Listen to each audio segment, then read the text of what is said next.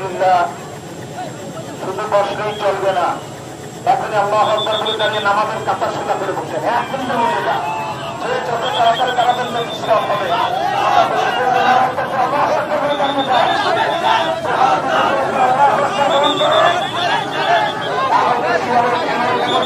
সিংহের গর্জনে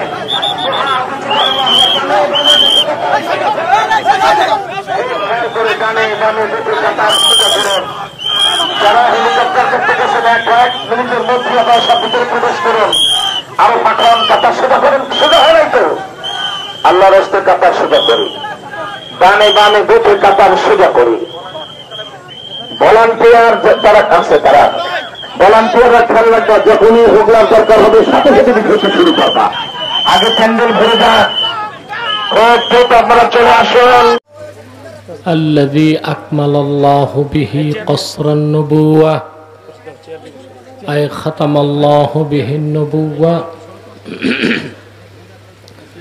وحكم أن لا نبي بعده وأعلن في القرآن بالبرهان أن محمدا صلى الله عليه وسلم خاتم النبيين والمرسلين قبل 1500 سنة. أما بعد فأعوذ بالله من الشيطان الرجيم. بسم الله الرحمن الرحيم. ما كان محمد أبا أحد من رجالكم ولكن رسول الله وخاتم النبيين وكان الله بكل شيء عليما.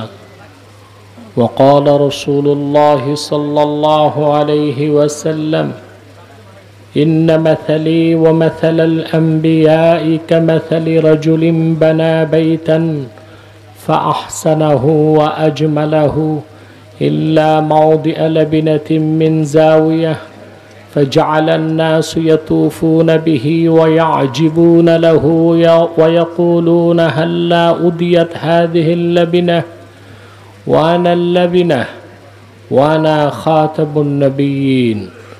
أخرجه البخاري في الصحيح.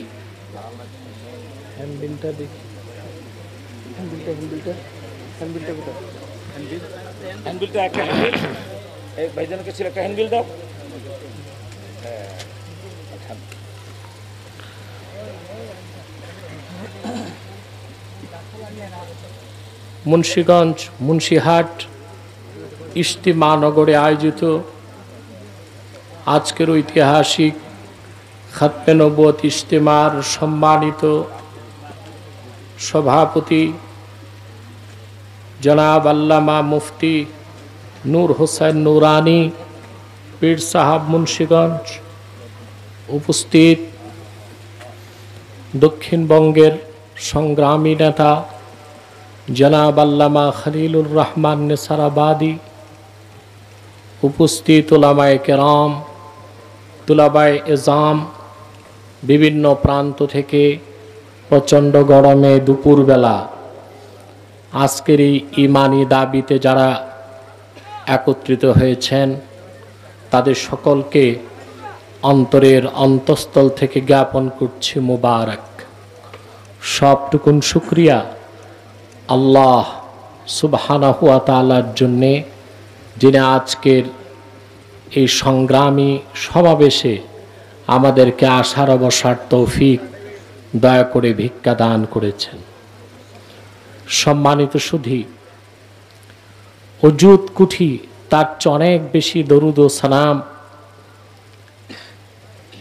আল্লাহর আখিরি নবী, বিশ্বসভার সভাপতি, সকল নবী রসুলগণের মাথার তাজ, শামসুল হিদায়াত, বদরুদ্দুজা, সৈয়দুস সাকালাইন, ইমামুল মুরসালিন, খাতামুন নবিয়্যিন অল মুরসালিন, আফতাবে নবুওয়ত, শাহনশাহে রিসালত, সরকারে দো জাহাं, সুলতানুল মদিনা, নবিয়ুল আম্বিয়া, হুজুরে আকরম, নূরে মুজস্সম মুহাম্মদ মুস্তাফা সাল্লাল্লাহু আলাইহি ওয়াসাল্লামের উপর আল্লাহ পাক যাকে আজ থেকে ১৫০০ বছর আগে সর্বশ্রেষ্ঠ এবং সর্বশেষ নবী ও রাসূল হিসেবে প্রেরণ করেছেন, যার পরে আজ পর্যন্ত পৃথিবীতে অবশ্যই কোনো প্রকার নবী কিংবা রাসূল অবশ্যই আসে নাই, অবশ্যই এখনো নাই, অবশ্যই কিয়ামত পর্যন্ত আসবে না। খাতমে নবুয়ত আন্দোলনের তাৎপর্য ব্যাখ্যা আপনারা খুব ভালো করেই অবগত আছেন। আজকে আমি যে বিষয়টি আলোকপাত করব, আমরা তো জানি কাদিয়ানীরা নিঃসন্দেহে অমুসলিম এবং কাফের, দলিল প্রমাণেও জানি, আবার বিনা দলিলও এ কথা আমরা হাজারবার বলবো, কাদিয়ানীরা কাফের এবং অমুসলিম। এবং তারা যে কাফের এতে যে সন্দেহ করবে সেও তো কাফের। আমাদের এখন একটি সিদ্ধান্তে পৌঁছতে হবে, আর কত যুগ আন্দোলন হবে? আন্দোলন তো 50 বছর যাবৎ হচ্ছে বাংলাদেশে।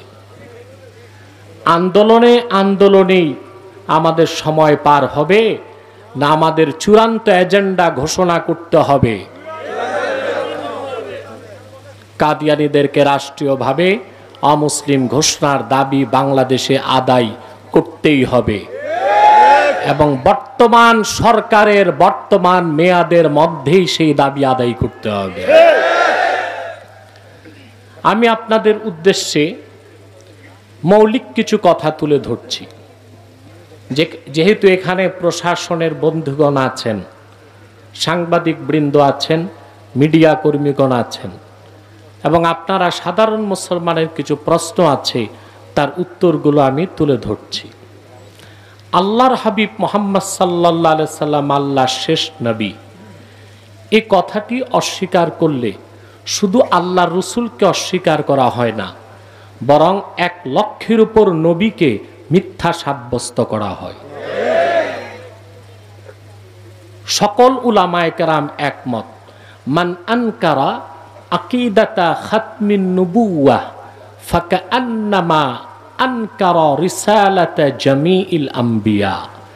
যে খাতমে নবুয়তকে অস্বীকার করলো, সে লক্ষাধিক নবীর নবুয়তকে অস্বীকার করলো।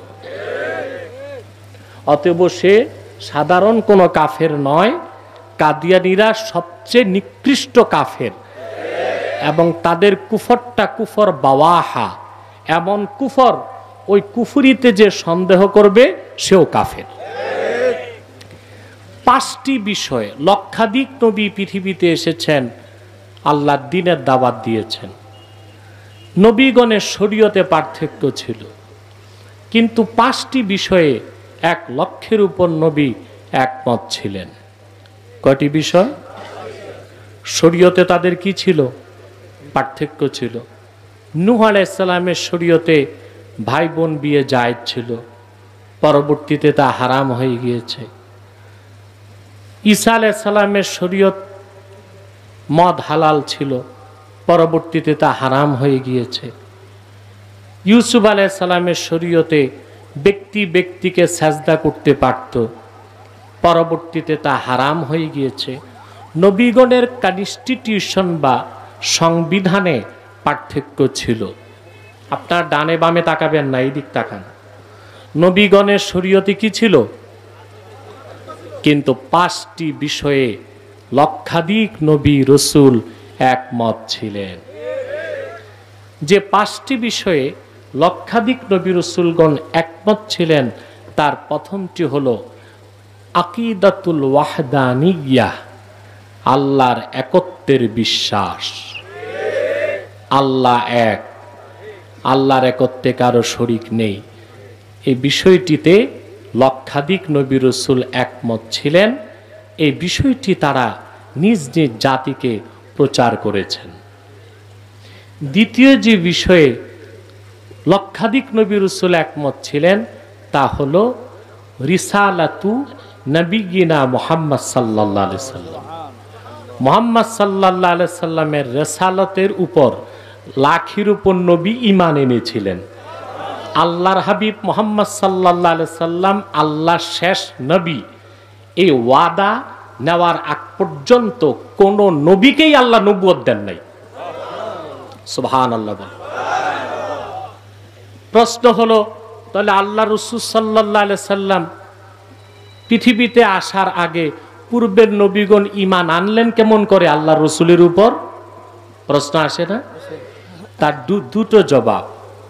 তার একটি জবাব, আত্মার জগতে আল্লাহ পাক প্রশ্ন করেছিলেন, আলাস্তু বিরাব্বিকুম, আমি কি তোমাদের রব নই? মোল্লা আলী কারি রহমতুল্লাহ মিশকাতে শরামের কাতে লেখেন, আত্মার জগতে কোনো একটি আত্মার এই প্রশ্নের কি জবাব হবে তা জানা ছিল না। আত্মার জগতের সীমাহীন নিস্তব্ধতা ভঙ্গ করে আল্লাহর রুবুবিয়তের প্রথম সাক্ষী দিয়েছেন আত্মার জগতে মুহাম্মদ সাল্লাল্লাহু আলাইহি সাল্লাম। আল্লাহর রাসূলের জবাব শুনে বাকি নবীগণ জবাব দিয়েছেন, হ্যাঁ আল্লাহ তুমি রব। এই জন্য মোল্লা আলী কারি লেখেন, ইন লাম ইউয়াফিকু কওলা মুহাম্মদ সাল্লাল্লাহু আলাইহি ওয়াসাল্লাম লাকাফারু ফি আলামিল আরওয়াহ।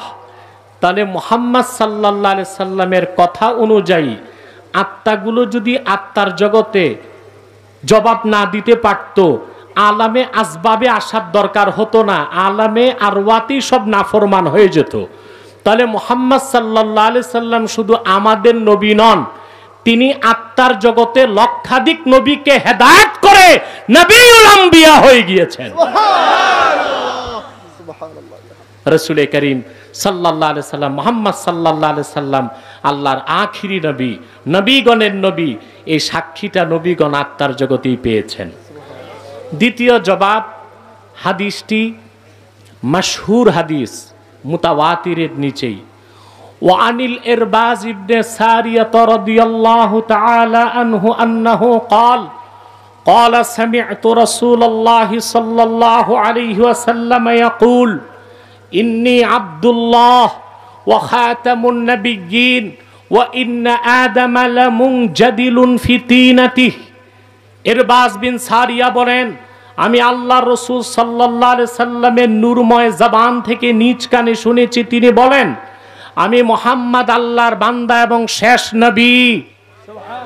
তখন থেকে আদমের দেহ যখন ধুলায় গড়াগড়ি খাচ্ছিল, আদম নামে কারো অস্তিত্ব যখন হয় নাই, তখন থেকে আল্লাহ ঘোষণা দিয়েছেন, আমি মুহাম্মদ আল্লাহর বান্দা এবং সর্বশেষ নবী। সেজন্য লক্ষাধিক নবী সবাই জানতেন মুহাম্মদ সাল্লাল্লাহু আলাইহি সাল্লাম আল্লাহর শেষ নবী। তারা নিজ নিজ কওমকে, নিজ নিজ জাতিকে এই এলান, আওয়াজটা খুব কমে গেল, হ্যাঁ ভিতরে মাইকটা বাড়িয়ে দাও। এই জন্য প্রত্যেক পূর্বের নবী নিজ নিজ জাতিকে বলে গেছেন, আমরা কেউ চূড়ান্ত শেষ নবী, আমরা কেউ শেষ নবী নয়, শেষ নবী যিনি আসবেন তিনি মুহাম্মদ সাল্লাল্লাহু আলাইহি সাল্লাম। তাহলে নবীগণ কয়টি বিষয়ে একমত ছিলেন? দ্বিতীয় বিষয় পেলাম আকীদা খাতমে নবুয়ত। সকল নবী আল্লাহর তাওহীদের ঘোষণা করেছেন, সকল নবী মুহাম্মদ সাল্লাল্লাহু আলাইহি সাল্লামের খাতমে নবুয়তের ঘোষণা দিয়েছেন। তৃতীয় যে বিষয়ে সমস্ত নবী রাসূলগণ একমত ছিলেন তা হচ্ছে আখিরাতের বিশ্বাস। চতুর্থ যে বিষয়ে সমস্ত নবী রাসূল একমত ছিলেন তা হচ্ছে ইবাদত লিল্লাহি ওয়াহদা, দাসত্ব বা গোলামি একমাত্র আল্লাহর জন্য। পঞ্চম যে বিষয়ে সমস্ত নবী রাসূলগণ একমত ছিলেন তা হচ্ছে সালাত, নামাজ। এই পাঁচটি বিষয়ে সকল নবী রাসূলগণ একমত ছিলেন। সেই পাঁচটির অন্যতম মৌলিক বিশ্বাস হলো খাতমে নবুয়তের বিশ্বাস, অর্থাৎ মুহাম্মদ সাল্লাল্লাহু আলাইহি সাল্লাম আল্লাহর শেষ নবী, ওনার পরে কোনো নবী নাই, ওনার পরে কোনো রাসূল নাই। এই খাতমে নবুয়তের বিশ্বাস যে অস্বীকার করবে সে শুধু কাফের নয়, সে লক্ষাধিক নবীকে মিথ্যা প্রতিপন্নকারী হিসেবে সবচেয়ে কুখ্যাত কাফের হিসেবে গণ্য হবে। কথাটি বুঝতে পেরেছেন?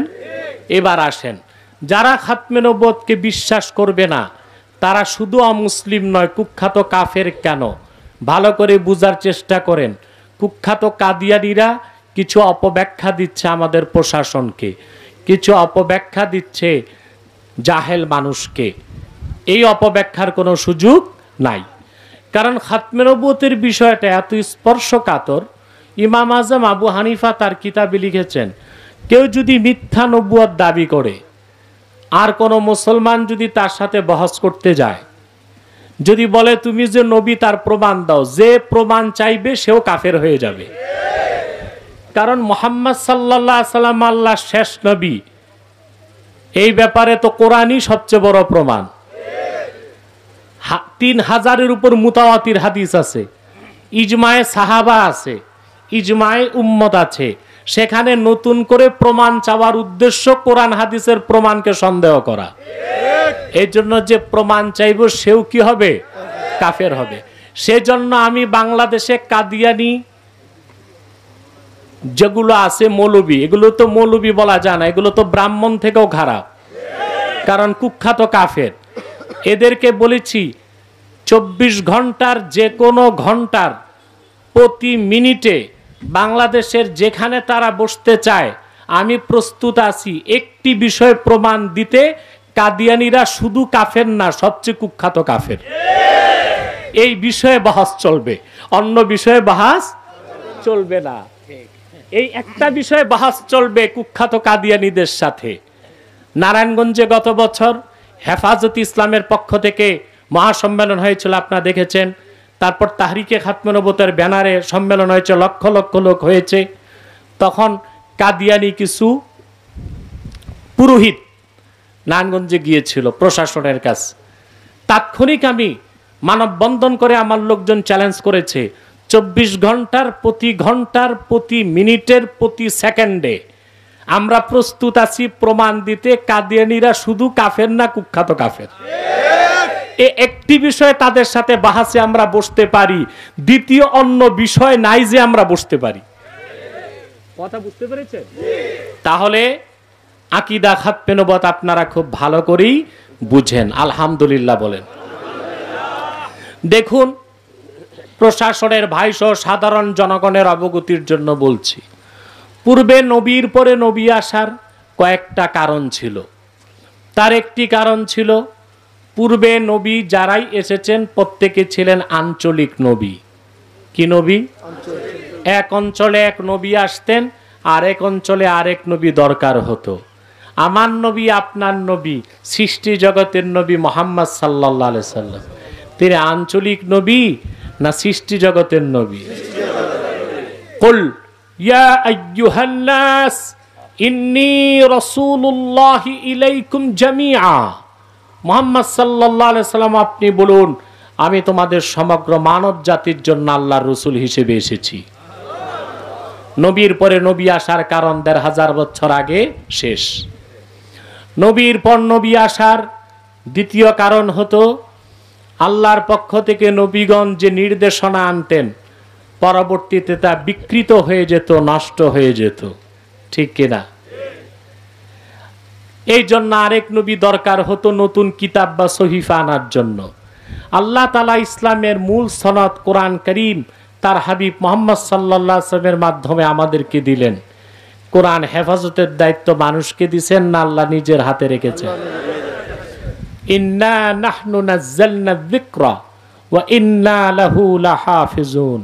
নিশ্চয় কোরআন আমি নাজিল করেছি, নিশ্চয় কোরআন হেফাজতের দায়িত্ব আমি আল্লাহর। ১৫০০ বছর আগ থেকে আজ অবধি আল্লাহর কোরআনের কোন একটি বাক্যের, কোন একটি শব্দের, কোন একটি অক্ষরের পরিবর্তন হয় নাই। ঠিক কিনা বলেন? অতএব নবীর পর নবী আসার কারণ ১৫০০ বছর আগে শেষ। ৩, নবীর পর নবী আসার তৃতীয় কারণ, যেটা ইমাম রাজি তাফসীর কবিরে লিখেছেন, এক নবী আসতেন, ইন তারাকা শাইআম মিনান নসিহাতি ওয়াল বায়ান ইয়াস্তাদরিকুহু মান ইয়াতি বাদা। এক নবী যা বাকি রেখে যেতেন, আরেক নবী আসতেন তা পুরা করতে। একজন নবী কিছু বাকি রেখে মারা যেতেন, তো বাকি পুরা করতে নবী লাগতো, নবী আসতো। আমার নবী, আপনার নবী, সৃষ্টি জগতের নবী মুহাম্মদ সাল্লাল্লাহু আলাইহি সাল্লাম কিছু বাকি রেখে গেছেন? ১৫০০ বছর আগে আল্লাহর হাবিব যখন বিদায় হজ্জে আরাফাতে উপস্থিত হলেন, 9 জিলহজ দিনটি ছিল জুমার দিন। আসর নামাজের শেষ সময় মাগরিবের আগে আল্লাহর হাবিব সাল্লাল্লাহু আলাইহি সাল্লাম উষ্টির পিঠে বসা ছিলেন। জিবরিল এসে ওহী নাজিল করলেন আল্লাহর পক্ষ থেকে, আল ইয়াউমা আকমালতু লাকুম দীনাকুম ওয়া আতমামতু আলাইকুম নি'মাতি ওয়া রাদিতু লাকুমুল ইসলাম দীনা। মানব জাতি আজ মুহাম্মদ সাল্লাল্লাহু আলাইহি সাল্লামের রক্ত ঝরা দিন ইসলামকে আমি তোমাদের জন্য পরিপূর্ণ করে দিলাম, তোমাদের উপর আমার নেয়ামতকে পরিসমাপ্ত করলাম। ওয়া রাদিতু লাকুমুল ইসলাম দীনা, আই আখতারতু লাকুমুল ইসলাম দীনান ফাকাত, শুধু দিন ইসলামকে আমি আল্লাহ একমাত্র স্বীকৃতি দিলাম, মনোনীত করলাম। তাহলে দিন ইসলাম পরিপূর্ণ হয়ে গেছে ১৫০০ বছর আগে। সেজন্য নবীর পর নবী আসা সকল কারণ ১৫০০ বছর আগে শেষ। মুহাম্মদ সাল্লাল্লাহু আলাইহি ওয়াসাল্লাম আল্লাহর সর্বশেষ নবী ও রাসূল। আল্লাহ পাক সেজন্য কোরআনে ঘোষণা করেছেন, মা কানা মুহাম্মাদুন আবা আহাদিম মির রিজালিকুম, মুহাম্মদ সাল্লাল্লাহু আলাইহি সাল্লাম তোমাদের প্রাপ্তবয়স্ক কোনো পুরুষের পিতা নন। আমরা তো জানি রাসূলুল্লাহর ছেলে সন্তান ছিল না? বলেন। তাহলে আল্লাহ কেন বললেন মুহাম্মদ সাল্লাল্লাহু আলাইহি সাল্লাম তোমাদের প্রাপ্তবয়স্ক কোনো পুরুষের পিতা নন? কেন বললেন? প্রশ্ন আসে না? রাসূলুল্লাহর একজন ছেলে সন্তানকে আল্লাহ বালেগ হইতে দেন নাই, বালেগ হওয়ার আগে তুলে নিয়েছেন। কেন? রাসূলুল্লাহর একজন সন্তানও আল্লাহ রাখলেন না কেন? রাসূলুল্লাহ কি কষ্ট পান নাই? রাসূলুল্লাহ আল্লাহর কাছে চেয়ে কি রাখতে পারতেন না একটা সন্তান? কথা বলেন।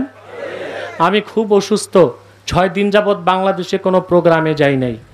আজকে আসলাম এখানে, আজকে এসেছি অসুস্থতার পর। অসুস্থতা নিয়েই আল্লাহ আমাকে শক্তি দিয়েছেন, আলহামদুলিল্লাহ। আপনাদের জোরে কথা বলতে হবে। আজকে আমি অত জোরে পারবো না, আপনাদের কি জোরে কথা বলতে হবে। কথা খেয়াল করতেছেন? রাসূলুল্লাহ যদি আল্লাহর কাছে কিছু চাইতেন মুখে বলতে হইতো? হাদিসে এসেছে আল্লাহর হাবিব সাল্লাল্লাহু আলাইহি সাল্লাম সাহাবায়ে কেরামকে একদিন বলেছেন, লাউ আরাদতু আন তাসিরাল জিবালু মাইয়া যাহাবান ওয়া ফিদ্দাতান লাসারাত।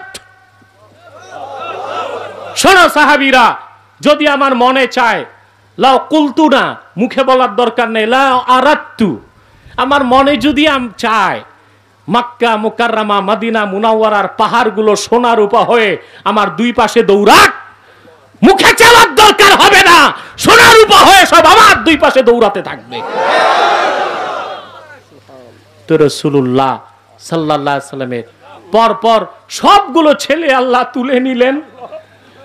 হুজুর ব্যথা পাইলেন, একটা ছেলে রাখতে চাইলেন না কেন? ইবনে আব্বাস তাফসীর করেছেন, আব্দুল্লাহ বিন আব্বাস এই আয়াতের, আল্লাহ এই আয়াতে বলেছেন, মা কানা মুহাম্মাদুন আবা আহাদিম মির রিজালিকুম লাউ লাম আখতিম বি মুহাম্মদ সাল্লাল্লাহু আলাইহি ওয়াসাল্লাম আন-নুবুওয়াহ লাজাআলতু লাহু ইবনান ইয়াকুনু বাদাহু নবী। ও মানব জাতি, যদি আমার বন্ধু মুহাম্মদ সাল্লাল্লাহু আলাইহি ওয়াসাল্লামকে দিয়ে নবুয়ত রিসালাতের দরজা বন্ধ না করতাম, আমি আমার নবী মুহাম্মাদের ঔরসে একজন ছেলে সন্তান জীবিত রাখতাম, যাকে আমার নবীর পরে নবী বানাতাম। কিন্তু আদম অস্তিত্বে আসার আগেই আমার সিদ্ধান্ত, আমার মুহাম্মদ শেষ নবী, এই জন্য আমি আমার নবীর একজন ছেলে সন্তান জীবিত রাখি নাই।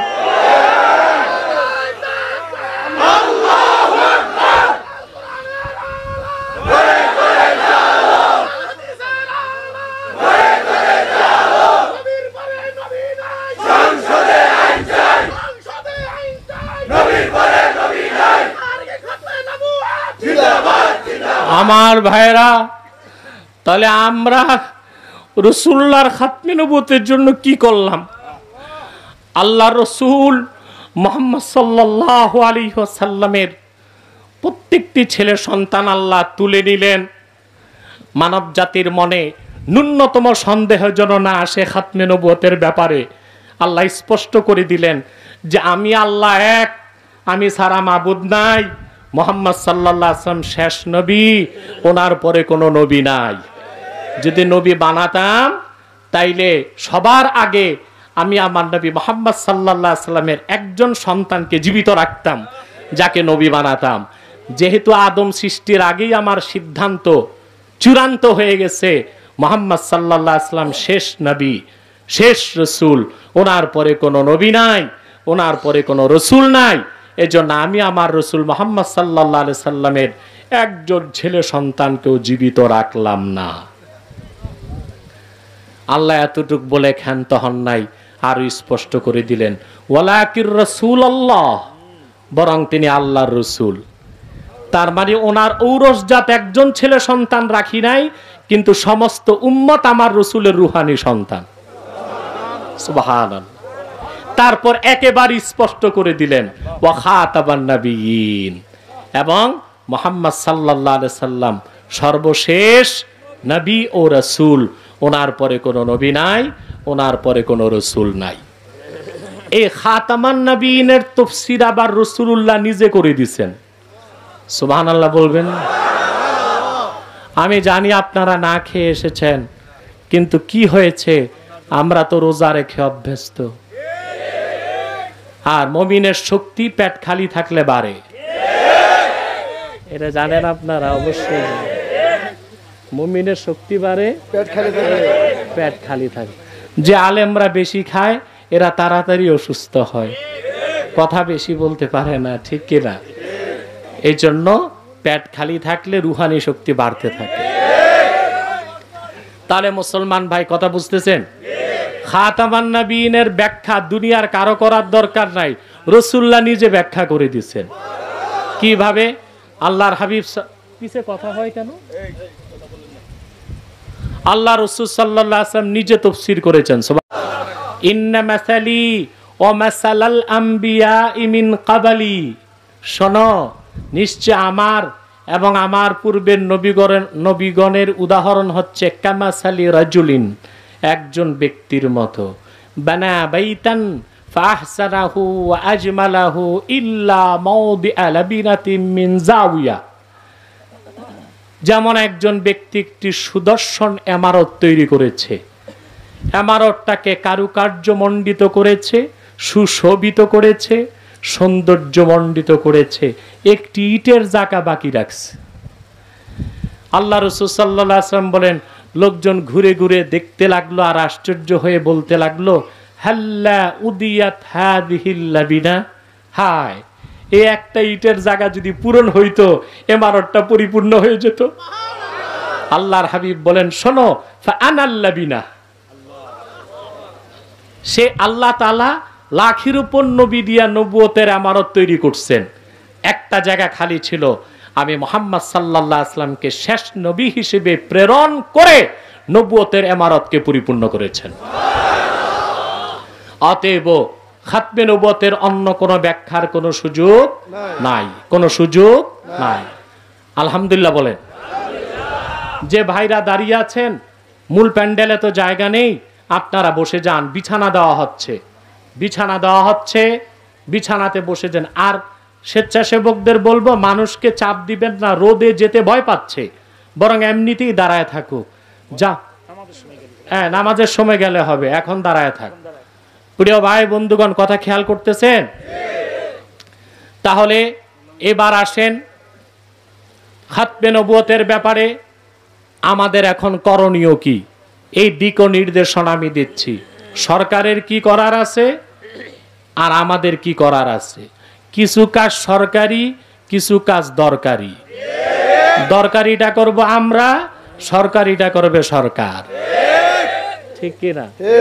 কিছু কাজ কি সরকারি, কিছু কাজ দরকারি। কিন্তু সরকার আমাদের প্রতিপক্ষ নয়, তারাও তো মুসলমান। মিস আন্ডারস্ট্যান্ডিং, ভুল বুঝাবুঝি আছে। বড় বড় নাস্তিকরা যদি আমাদের কাছ থেকে বুঝ পায়, সরকার কেন পাবে না? সরকার তো আরো আগেই পাবে, ঠিক কিনা বলে? প্রিয় ভাই বন্ধুগণ, এখন আসেন খাতমে নবুয়তের আন্দোলন কেন করবেন। তাহরিকে খাতমে নবুয়ত বাংলাদেশ প্রায় 14 বছর যাবৎ সারা দেশে আন্দোলন করে যাচ্ছে। এরপর আমাদের মুন্সিগঞ্জের পীর সাহেব, আমার ভাই মাওলানা মুফতি নূর হোসেন নুরানি সাহেব একাগ্র চিত্তে আন্দোলন করে যাচ্ছে, তাহাফুজ আন্দোলন করে যাচ্ছে। এখন আমরা আন্দোলন কেন করব? অন্য রাজনৈতিক দল করবেন, ইসলামের নামে হোক, ইসলামের নাম ছাড়া হোক, আখেরাতে তো পাইবেন, দুনিয়াতেও কিছু দান্দা থাকে। কিন্তু খাতমে নবুয়তের আন্দোলনে দুনিয়ার দান্দা খোঁজার কোনো সুযোগ নাই। তাহলে আন্দোলন কেন করবেন? প্রশ্ন আসে না? কথা বলে না।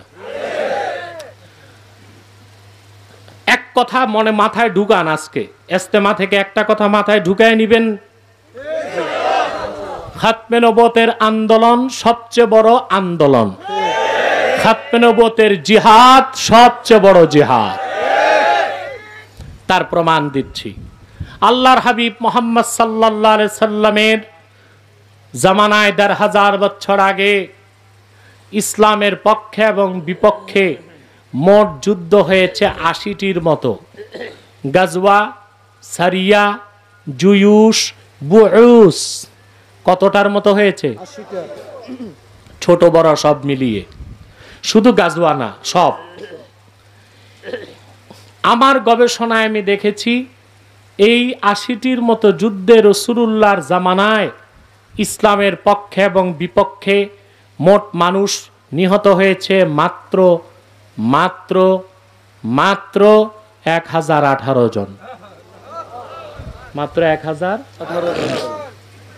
ইসলামের পক্ষে এবং বিপক্ষে, মাত্র ১০১৮ জন পক্ষে এবং বিপক্ষে মোট।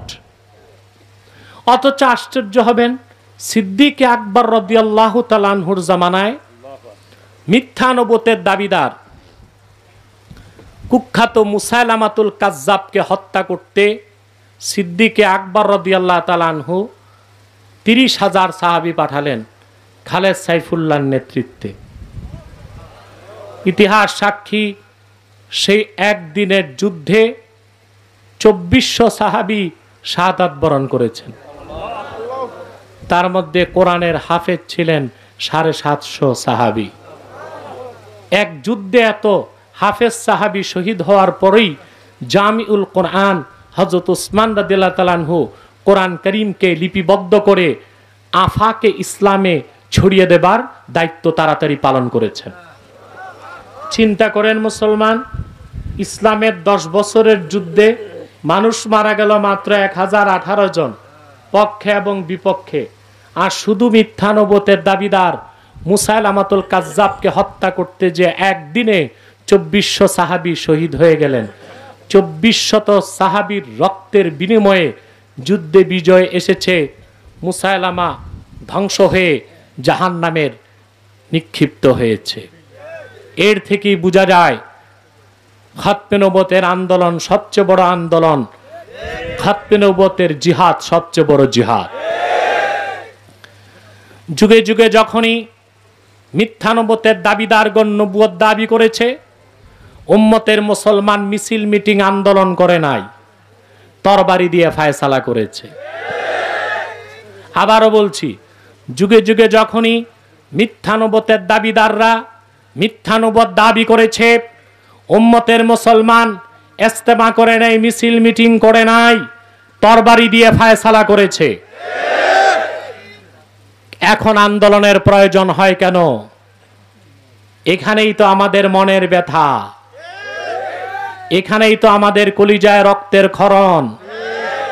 এখানেই এসে আমরা মনে করি ৭১-এ দেশ স্বাধীন হয়েছে, আমরা পরাধীনই রয়ে গেছি। নতুবা কাফের মুশরিকদের বিরুদ্ধে আইন পাশ করতে মিছিল মিটিং এর প্রয়োজন হবে কেন? জাতীয় সংসদে ৩ শতাধিক সংসদ সদস্যের অধিকাংশই তো মুসলমান দাবিদার। তারা নিজের ইমানি দাবিতেই সংসদে দাবি তোলা উচিত, কাদিয়ানীদেরকে রাষ্ট্রীয়ভাবে অমুসলিম ঘোষণার দাবি আদায় করতে হবে। সেজন্য রাজপথে মিছিলের কোনো প্রয়োজন ছিল না। যেহেতু দাবি আদায় হচ্ছে না, সেজন্য আমরাও শুধু মিছিল নয়, আজ থেকে শপথ হবে বুকের তাজা রক্ত ঢেলে দিয়ে হলেও সোনার বাংলায় কাদিয়ানীদেরকে রাষ্ট্রীয়ভাবে হবে, অমুসলিম ঘোষণার দাবি আদায় করেই ছাড়বো ইনশাআল্লাহ।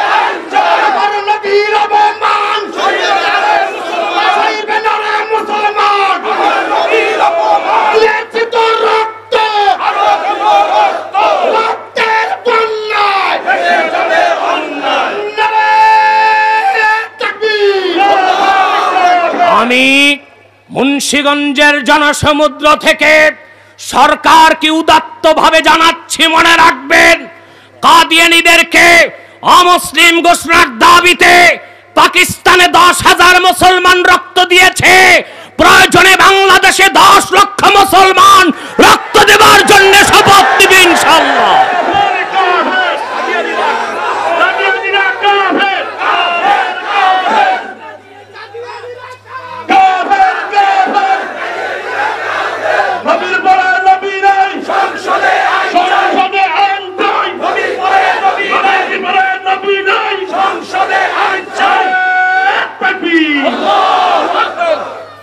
সরকারিটা পরে বলছি, আগে দরকারিটা বলছি, ঠিক কিনা বলেন? সরকার তো আমরাই বানাই, সরকার তো আমরাই বসাই, সরকার তো আমরাই নামাই। মনে রেখো মুসলমান, কি আওয়ামী লীগ, কি বিএনপি, কি জাতীয় পার্টি, কি জামাত, তোমাদেরকে মনে রাখতেই হবে আমাদের জীবন দর্শনের মূল মন্ত্র একটাই, ব্যক্তির চেয়ে দেশ বড়, দল বড়, দল থেকে দেশ বড়, দেশ থেকে আমার জীবন বড়, জীবন থেকে আমার ঈমান বড়, ইসলাম বড়। আমার ঈমান ও ইসলামের অধিকার রক্ষায় জীবন দিতে কারা কারা প্রস্তুত, হাত তুলে দেখা।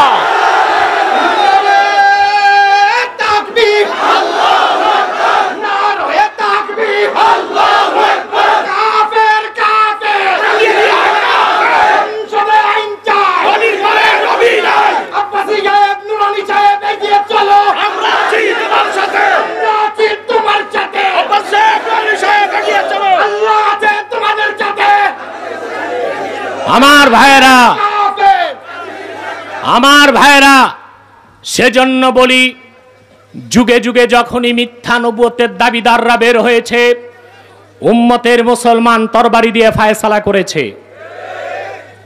আমার ভাইরা, আমার বন্ধুরা, আমার আল্লাহ নূর নবী আমার মুহাম্মদ সাল্লাল্লাহু আলাইহি ওয়াসাল্লামের ইসলাম ও কোরআনের হাজার হাজার হাজার বছর পরে ইংরেজ আমলে এক শয়তান নিজকে নবী দাবি করেছে। চিল্লায়া বলেন নাউজুবিল্লাহ। ওই কুখ্যাত শয়তানটার নাম রেখেছে ভারতের কুখ্যাত, পাঞ্জাবের কুখ্যাত, গুরুদাসপুরের কুখ্যাত কাদিয়ানে ওই শয়তানটা নবুয়ত দাবি করেছিল, ইংরেজদের পা চাটা গোলাম। শয়তানটার নাম রেখেছিল তার বাপ মির্জা গোলাম আহমদ কাদিয়ানি। সাবধান, ওই শয়তানকে গোলাম আহমদ বলবেন না, কারণ গোলাম আহমদ অর্থ আহমদ এর গোলাম। কোন কাফের কখনো গোলাম আহমদ এর গোলাম হতে পারে না। আর কাদিয়ানের কাজ্জাব ছিল কুখ্যাত কাফের, সে গোলাম আহমদ এর গোলাম ছিল না, সে ছিল কুখ্যাত শয়তানের কুখ্যাত গোলাম। কাদিয়ানের কাজ্জাব মিথ্যা নবুয়তের দাবিদার মির্জা গোলাম শয়তান কাদিয়ানি, তার উপর গজব এসেছে 1908 সালে। যখন গজব এসেছে, কাদিয়ানের কাজ্জাব মিথ্যা নবুয়তের দাবিদার মির্জা গোলাম শয়তান কাদিয়ানি 1908 সালে ধ্বংস হয়ে কুখ্যাত জাহান্নামের কুখ্যাত কুকুরে পরিণত হয়েছে, তার অনুসারীরাও ধ্বংস হয়েছে। বর্তমানে কিছু কাদিয়ানি বাংলাদেশে আছে, দুঃখজনক, তারা 100 সেন্টার করে ফেলেছে। আপনাদের মুন্সিগঞ্জ শহরেও তাদের সেন্টার আছে, নারায়ণগঞ্জে আছে, ঢাকায় আছে। তারা নিজকে মিথ্যা পরিচয় দিয়ে পরিচয় পরিবর্তন করে করে মানুষকে ধোঁকা দেয়। কখনো নিজেদের পরিচয় দেয় আহমদি জামাত, কাদিয়ানীরা মিথ্যা পরিচয় দিয়ে নাম পরিবর্তন করে করে মিথ্যা পরিচয় দেয়। কখনো নিজেদের পরিচয় দেয় আহমদী জামাত, কখনো বলে আহমদিয়া জামাত, কখনো বলে আহমদী সম্প্রদায়, কখনো বলে আহমদিয়া সম্প্রদায়, কখনো বলে আহমদী মুসলিম জামাত, কখনো বলে আহমদিয়া মুসলিম জামাত। সাবধান, যত কাদিয়ানি ছিল আছে থাকবে তারা কেউ আহমদী জামাত নয়, আহমদিয়া জামাত নয়, আহমদী সম্প্রদায় নয়, আহমদিয়া সম্প্রদায় নয়, আহমদী মুসলিম জামাত নয়, আহমদিয়া মুসলিম জামাত নয়। তারা শয়তানি জামাত, কুখ্যাত জাহান্নামের কুখ্যাত কুকুরের দল। আমাদের সকল দলের একটাই দাবি, অনতি বিলম্বে স্বাধীন বাংলায় শয়তান কাদিয়ানীদেরকে রাষ্ট্রীয়ভাবে অমুসলিম ঘোষণা করতেই হবে, করতেই হবে, করতেই হবে। এই দাবি আদায়ে যদি জানমাল দেওয়ার ডাক আসে, কারা কারা প্রস্তুত আছেন হাত তুলে দেখেন, হাত নামা।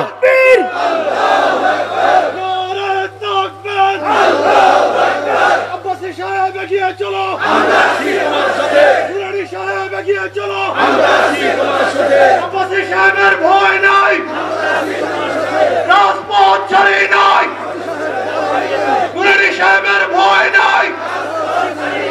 অ্যাকশন, অ্যাকশন, নবী প্রেমিকের অ্যাকশন, আলেমুল আমার অ্যাকশন, কাফের কাফের, কাদিয়ানীরা কাফের, নারায়ে তাকবীর। প্রিয় ভাই বন্ধুগণ, এখন কিছু প্রশ্নের জবাব দিচ্ছি। প্রশাসনের পক্ষ থেকে মাঝে মধ্যে বলা হয় কে মুসলিম কে কাফের, তা বলার আপনারা কে? কারা কাফের কারা মুসলিম আমরা বলি না, আল্লাহর ফতুয়াটা আমরা জনগণকে শোনাই। তাহলে আমরা পাল্টা প্রশ্ন করি, কে রাষ্ট্রদ্রোহী কে রাষ্ট্রদ্রোহী না আপনি বলার কে?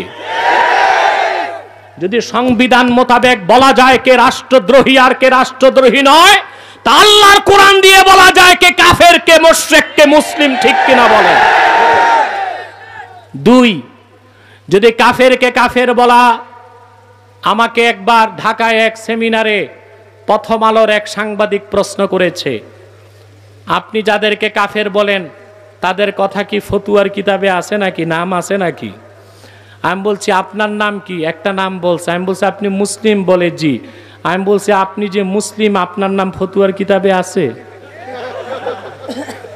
কাফেরকে যদি কাফের বলা না যায় তো মুসলমানকেও তো মুসলমান বলা যাবে না। কোরআন কারীমে স্পষ্ট সংজ্ঞা দেওয়া আছে কে মুসলিম কে কাফের কে অমুসলিম, ঠিক কিনা? আল্লাহ 3 নামে সূরা নাজিল করে দিচ্ছেন। মুমিনের নামে সূরা আল মুমিনুন, মুনাফিকের নামে সূরা মুনাফিকুন, কাফেরের নামে সূরা কাফিরুন। 3-এর বাইরে কিচ্ছু থাকতে পারে না। নিরপেক্ষ বলতে কিছু নাই, যে হিজরা এও নিরপেক্ষ হইতে পারে না, তারও একটা পক্ষ নিতে হয়। হিজরা মারা গেলে কোন নিয়মে জানাজা দাফন কাফন? ফিকহের কিতাবে এসেছে পুরুষের মতো বেশি লাগলে পুরুষের নিয়ম, মহিলার মতো বেশি লাগলে মহিলার নিয়ম। তাই নিরপেক্ষ বলতে কোনো কিছু নাই, পক্ষ নিতেই হবে, হয় মুমিন নয় মুনাফিক নয় কাফের, ঠিক কিনা বলেন? এবার আসেন, কাফেরদের পক্ষে দালালি করার মতো কিছু মৌলবীও আছে, হাদিসের অপব্যাখ্যা করে। হাদিসে এসছে মান সাল্লা সালাতানা ওয়াস্তাকবালা কিবলাতানা ওয়া আকালা যাবিহাতানা ফাযালিকাল মুসলিম। যে আমাদের কিবলা মানলো, যে আমাদের নামাজ পড়লো, যে আমাদের কিবলা মানলো, যে আমাদের গোশত খেলো, সে লোকটি মুসলিম। কিন্তু সে লোকটি যদি ঈমানই না থাকে তাহলে কি মুসলিম? হাদিসের ব্যাখ্যা কি? হাত্তা লাম ইয়াসদুর মিনহু কুফরুন কাওলান আও ফি'লান আও তাকরীরা। যদি কোনো ব্যক্তির দ্বারা মৌখিক কথায় বা কলমে বা কাজে কুফরি প্রকাশ না পায় ততক্ষণ তাকে আমরা মুসলিম বলবো, যদি সে নামাজ পড়ে, কিবলা মানে, কোরবানির গোশত খায়, ঠিক কিনা বলে? কিন্তু কেউ নামাজ পড়ে, কোরবানি করে, কিবলা মানে, দাড়ি টুপি আবা কাবা জুব্বা সব আছে, যদি তার দ্বারা ভুলেও কোনো কুফর বের হয়ে যায় শরীয়তের বিধান অনুযায়ী সে কাফের হয়ে যাবে। হানাফি, শাফি, মালিকি, হাম্বলি চার মাযহাবের ঐক্যমত্যের ফতোয়া, ইন্নাল ইনসানা ইউকাফফারু বিকালিমাতিল কুফরি আও বিল ফিলিল মুজিবিলিল কুফরি ওয়া ইন লাম ইয়ালাম আন্নাহু কুফরুন। চার মাযহাব একমত হয়ে আইন দিয়েছেন, যদি কোনো ব্যক্তির দ্বারা কুফরি কথা উচ্চারিত হয়, লোকটা নামাজ পড়ে, রোজা রাখে, কোরবানি করে, যাকাত দেয়, হজ করে, জিকির ফিকির তাসবিহ তাহলিল সব ঠিক আছে, কিন্তু তার দ্বারা যদি কুফরি কথা বের হয়, ইউকাফফার, তাকে কাফের ফতোয়া দেওয়া হবে। যদি কোনো কাজের দ্বারা কুফরি হয়, তাকে কাফের ফতোয়া দেওয়া হবে। ওয়া ইন লাম ইয়ালাম আন্নাহু কুফরুন, যদি লোকটার জানা নাও থাকে কথাটা কুফরি, কাজটা কুফরি, তারপরও তারে কাফের ফতোয়া দেওয়া হবে। অতএব কাফেরদেরকে বাঁচাবার কোনো সুরত নাই। ঠিক কিনা বলেন? ঠিক কিনা বলেন? হিন্দু, বৌদ্ধ, খ্রিস্টান এরা কাফের, আর কুখ্যাত কাদিয়ানি সম্প্রদায় শুধু কাফের না, কুখ্যাত কাফের। এবার আসেন, বাংলাদেশে যদি ইসলামী শরিয়া আইন থাকতো, কাদিয়ানীদের ক্ষেত্রে বিচার কি হতো? কাদিয়ানীরা শুধু কাফের না, তারা জিন্দিক। জিন্দিক জিন্দিক বলা হয় এমন ব্যক্তিকে যে স্পষ্ট কুফরিতে লিপ্ত কিন্তু নিজকে মুসলিম দাবি করে। সে কি? আমি বলি না কাদিয়ানীরা শুধু কাফের না, কুখ্যাত কাফের। কেন বলি? যুক্তি দলিলটা দিয়ে দিচ্ছি। হিন্দুরা বাংলাদেশে আছে না? মুসলিম পরিচয় না অমুসলিম পরিচয়? আমাদের সমস্যা আছে। খ্রিস্টানরা কি পরিচয়? অমুসলিম। বৌদ্ধরা কি পরিচয়? হিন্দু। ইহুদি তো নাই, থাকলেও পারে দুই চারটা, কারণ কুত্তার বাচ্চা কয়েকটা থাকলে পরিবেশ নষ্ট করে দেয়। কিন্তু এরা আছে কি পরিচয়ে?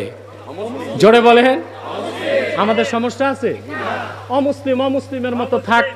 এই জন্য হিন্দুরা যে শান্তিতে পূজা করে বাংলাদেশে, ভারতও তো এত শান্তিতে করে না, কারণ আমাদের সরকার তাদের নিরাপত্তা দিছে ভারত সরকারের চেয়ে বেশি। আর আমরা মুসলমান পরম সহিংসু। ভারতের মুসলিম নির্যাতনে আমাদের কলিজায় রক্ত ঝরে, সেই প্রতিশোধ বাংলার হিন্দুর উপর আমরা নেই না। এটা শরীয়ত সমর্থন করে না।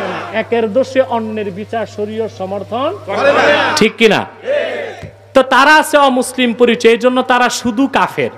কিন্তু কাদিয়ানীরা তাদের চেয়েও বড় কাফের হইয়া নিজেদেরকে মুসলিম পরিচয় দেয়, এই জন্য তারা জিন্দিক, মানে কুখ্যাত কাফের। আর জিন্দিকের ক্ষেত্রে একমাত্র শাস্তি তাদেরকে হত্যা করা। অতএব সরকারকে বলছি, অনতি বিলম্বে কাদিয়ানীদেরকে অমুসলিম ঘোষণা করুন, নতুবা বাংলাদেশে যদি ইসলামী রাষ্ট্র ব্যবস্থা কায়েম হয়ে যায়, মিছিল মিটিং এর প্রয়োজন হবে না। কাদিয়ানীদেরকে যেখানেই পাওয়া যাবে শরিয়া আদালতের আইনে তাদের কল্লা উড়িয়ে দেওয়া হবে। বিশ্বের মুসলিম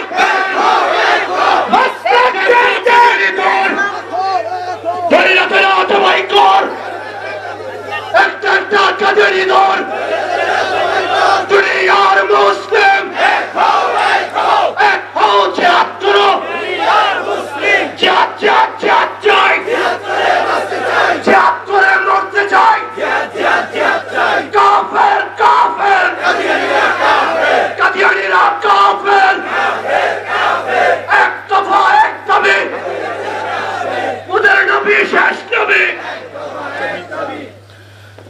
আমার ভাইরা, পরিশেষে আরো কয়েকটি কথা বলে সমাপ্তির দিকে যাচ্ছি। এতক্ষণ আপনারা উপলব্ধি করেছেন কুখ্যাত কাদিয়ানীদেরকে রাষ্ট্রীয়ভাবে অমুসলিম ঘোষণার দাবি আদায় সরকারকে করতে হবে।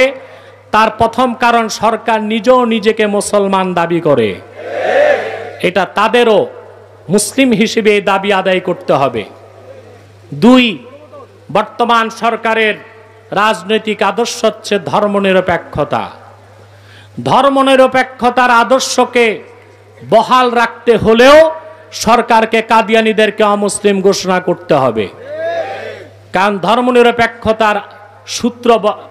ধর্মনিরপেক্ষতার মূল কনসেপ্ট হচ্ছে তাদের ভাষায় প্রত্যেক ধর্মের অধিকার রক্ষা করা।